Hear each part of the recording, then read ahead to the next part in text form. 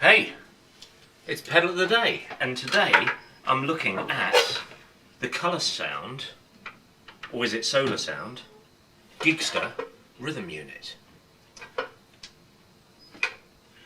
Now this thing,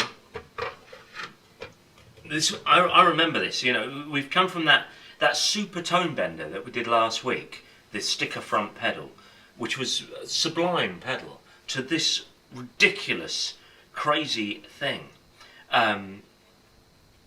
Circa 1978, and I had to sell these. You know, so I'd come to the shop when I was, I'd have been 15, and I was doing weekends, you know, so my dad, you know, I was meant to be doing my homework. My dad said, no, come into the shop and do something sensible.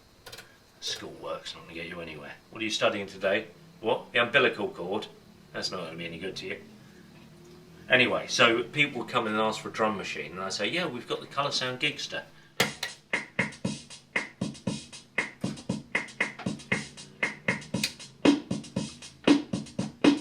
That's the swing rock sound.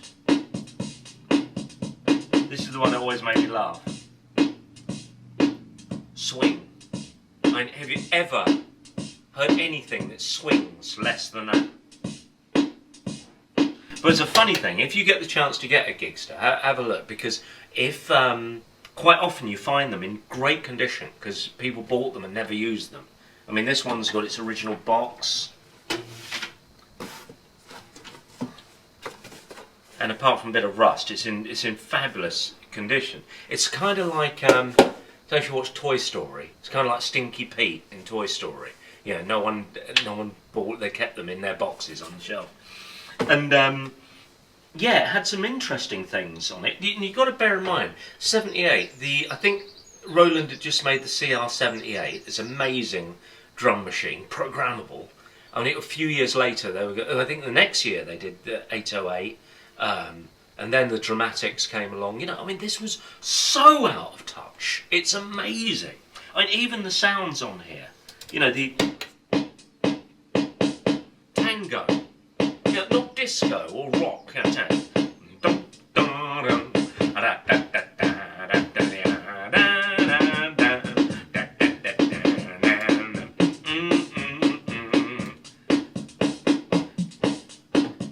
cha, cha cha cha. Bit of claves.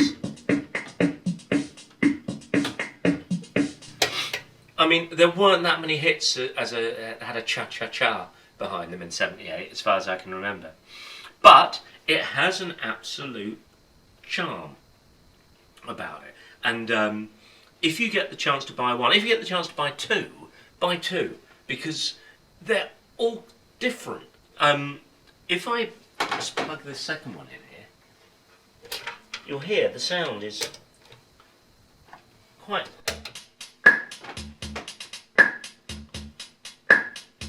And also I discovered earlier, I don't know if it's still doing it,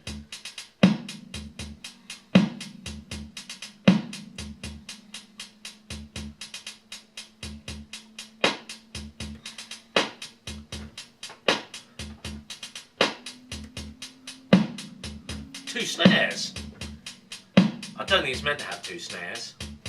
No snare at all. But there's something going on with the switch. See, this doesn't happen with a new digital machine, does it? But some things I look at and I sort of think, oh yeah, that's definitely a Dick Denny thing. That's get with it, mate. That's my dad, definitely. Gigster was very much an Uncle Larry idea. You can just feel it off the desk of Larry McCarry.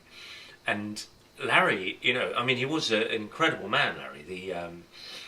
In his younger days, when he was just a teenager, he was hailed as this virtuoso accordion player.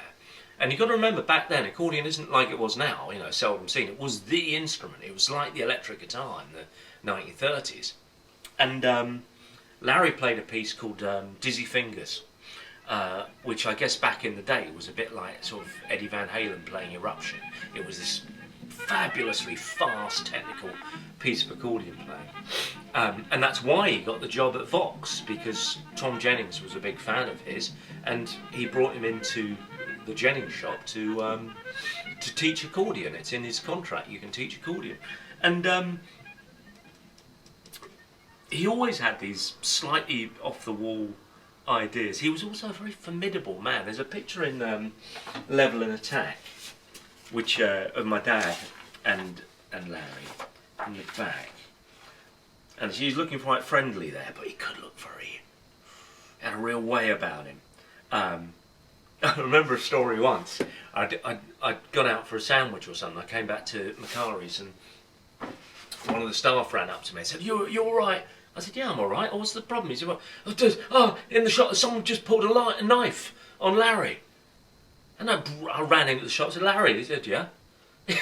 I said, "Someone said they just pulled a knife." And he said, "Yeah, he was trying to get the till." I said, "Oh, what happened?" He said, "I just told him." Apparently he ran off, the bloke. Larry put the big eyes on him, scared him away. Totally amazing. Anyway, the Gigster, I'll tell you how I know it's one of his ideas as well.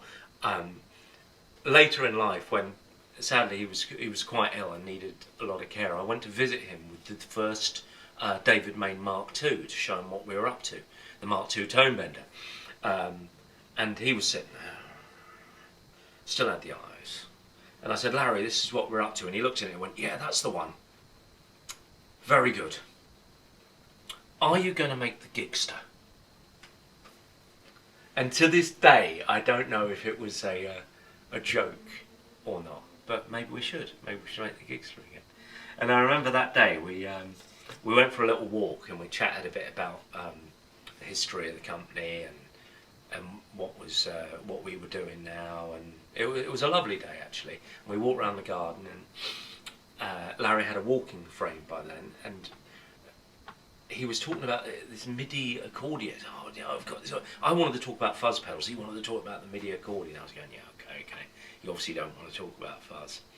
And I was sort of going, "Yeah, it's quite sad." Thinking to myself, "It's quite old man now." And as we walked back into the building, there was an upright piano. And as we walked past, he took his hand off his walking frame and just went, I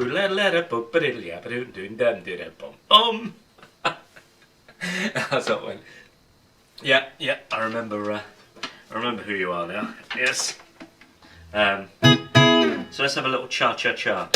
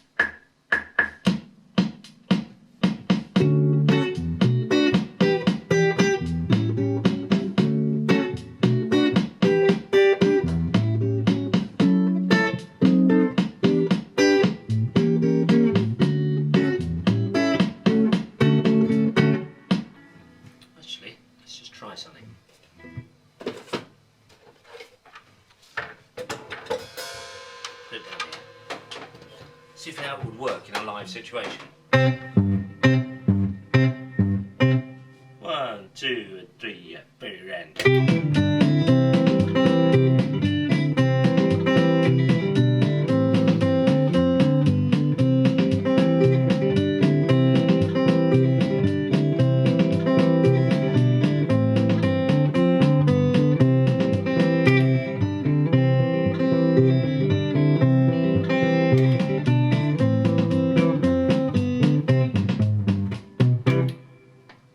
so bad. I think maybe I feel a Gigster reissue coming on. Tomorrow's pedal of the day is really quite important. I'm going to show you a pedal that nobody's ever heard before. I've only heard it for a minute. It's really quite exciting. So I'll see you then.